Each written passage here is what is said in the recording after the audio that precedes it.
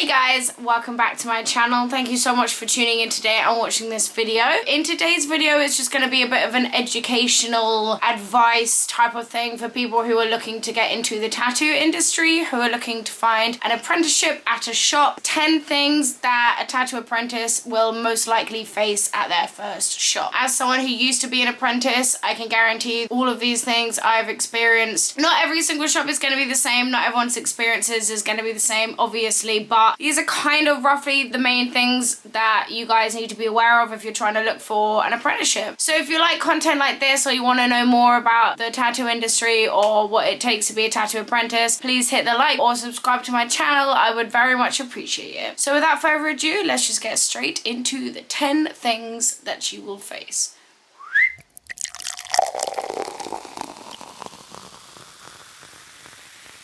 Number 1 is being very poor or having to work several jobs. Most apprenticeships don't pay, so it's not like a paid internship. It is free labor until you actually start tattooing people and getting money from tattooing people. But that's gonna take you roughly a year to 2 years to actually get to that point, depending on where you are. All of the time beforehand, you are gonna be working for free. So a lot of people have to get a job on the side, whether you need to like claim benefits or your parents need to support you, or you need to have other businesses or work several other jobs, whatever you can really do to pay your way through the apprenticeship, because there is a lot of materials you're going to need to buy as well. You're going to need to buy a machine, pretty much all your own materials. Most shops don't provide materials, again depending on the specific shop. But yeah, you are going to be very poor for a while. So me, for example, I stayed at home. I still live with my mum. Even though I'm 24, it really sucks. It takes a very long time to actually build up wealth in this industry. So just be prepared that you are probably, unless you're already rich, you're probably going to be very poor. Number 2 is pressure to have a large social media presence. Tattoo artists are actually self-employed. Even though they work for shops, they are actually in charge of their own business. Unless you're a small-time artist and you're still relying on walk-ins and the shop to get you clients, most artists get their own clients from things like Instagram or Facebook or friends. So like any business, you will have to have a large presence on social media. If you want to get more successful and get more followers, I'd recommend to post every day just to get the Instagram algorithm up. So the more things you post, the more Instagram will promote your stuff. To be honest, you're not really going to work as a tattoo artist if you don't want to have any presence online at all. It's very heavily reliant on an online presence. Like for example, if Instagram got deleted randomly, my entire business would be fucked. That is where I get my customers from, that and the shop. So yeah, you will have to have a big presence on social media. Number 3 is learning how to use a tattoo machine and being shit at first. When you're a beginner and you watch other artists use machines, they make it look so easy. I thought it was gonna be a lot easier than it actually was, but the second you actually get on a machine and you hold it and you feel the weight and you feel the vibration and you're messing around with the voltage and how to hold it and how to balance your entire body and things like that, it's actually very, very difficult. And I guarantee you the first line you will ever do will be absolutely terrible. To be honest, I think a lot of it is sort of muscle, building up muscles in your arm, just getting used to it. Practice makes perfect, you know. But if you've had no practice, like, it is going to take you a while. Obviously it takes everyone different amounts of time, but it will take the majority of people a while to actually properly get the hang of machines, because they are quite complicated. Depending on what machine you have, you will not start out being good. You will have to go through a few months or weeks of really not knowing what you're doing on the machine, and which just comes with the job, so prepare yourself for that. Number 4 is possibly not getting on with the people in your shop or your boss. This one is definitely something to keep in mind, because obviously you'll be working in very close-knit environments, a certain amount of people in the shop, so you'll be in the same room, the same building with the same people the majority of the time. Obviously it's very, very important you get on with everyone you're working with and you're comfortable and happy in the environment. Just because of the setup that it is, that it's such a close-knit environment, the chances that you won't get on with certain people people there is obviously very high, and just be prepared that you don't have to accept certain treatment or behavior. Human beings are human beings, and we don't get on with everyone. Potentially you might end up landing a job in an environment that you don't really feel like you fit in with. Who knows, to be honest, but just if you're trying to get an apprenticeship, just be mindful and prepared that you could potentially not get on with the rest of your colleagues. Number 5, your art not being appreciated or being told what to draw. Starting from the bottom is difficult for a lot of artists. Your ego really needs to not be high going into this industry. Even if you think you're the most amazing artist in the world, guarantee you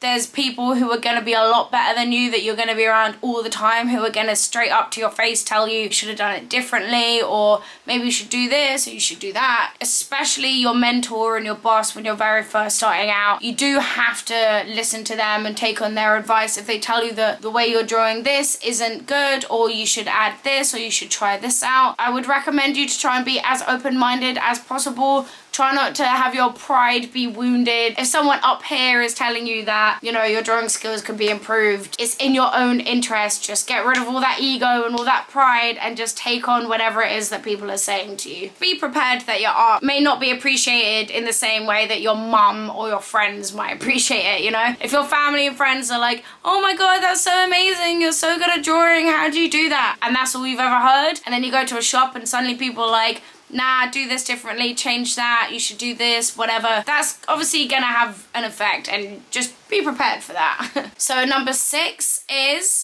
having to study infection control and sterilization. So obviously this industry is very heavily based on biology and sanitation and things needing to be very sterile and very clean, because you do not want to be getting your customers infected with a bloodborne pathogen. You do not want any cross-contamination. It's very, very important that you keep everything as clean as possible. To do this, you do need to do a bit of studying. Like, you can't just be like, oh, I'm gonna like make sure things are clean. No, you need to know about bacteria, what conditions to keep certain products in and things like that. This is a very important part of the process. So this is actually an infection control, oh, can you hear the thunder?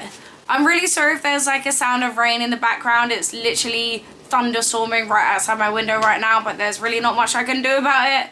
Probably should have filmed this a different time, but oh well. So yeah, this is my certificate for an infection control course that I did. I'll read out some of the things that I had to study. Microorganisms, parasites, viruses, bacteria, the chain of infection, hand washing, physical decontamination, color coding, dealing with spillages, biohazards, protective equipment, aprons, masks, food hygiene, and clinical waste. Your bosses and your mentors will be guiding you down that. So yeah, be prepared that there is a little element of studying involved. It's not all just like draw a pretty face, you know.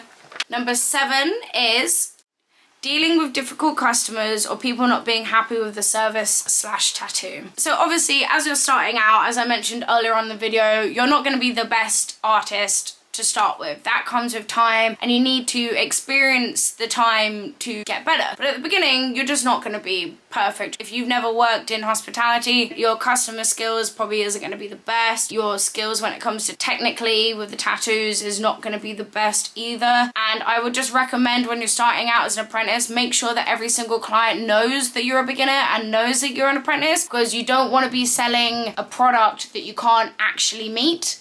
Because otherwise you're just going to get angry customers and people are just going to be pissed off at you, and you're going to have to deal with that, and you're probably not really going to know how to deal with that. So I'd highly recommend just be as upfront as possible and just make sure that everyone is aware that you are a beginner, so that if you make some mistakes or the tattoo isn't completely perfect, people aren't going to be as angry at you as they potentially could be. Yeah, just be prepared that not everyone is going to love what you do. Most of the time they do. Not trying to scare you guys. Most of the time they do, but this is a potential that you might have to deal with for sure. Which leads me on to my next point. Number 8. Not doing the best tattoos to start with. So anyone who's watching this who has completed their apprenticeship or is a tattoo artist way further on in their career, I'm sure every single artist will be able to look back at the first 5 that they did and be like, oh, really not the best, right? I have tattoos on me that I look at and I'm like, yeah, not really the best. This is just a part of the game. Like, there's only one way to get good, and that is to be bad for a bit and then you get better. Fake skin, that's where that comes in as being very useful and important. Don't actually start tattooing people when you know that you're really not capable. Obviously, you're not going to be the best when you start tattooing, but make sure you're not actively really shit, because that is just unfair and unkind on the customer, you know? So make sure your skills are to a certain level. Practice on the fake skin as much as possible. Take it slow and be kind to yourself, and know that you're not. No one's expecting you to be like mind-blowingly good at first, but don't be giving people tattoos when you know that you're just not good enough yet.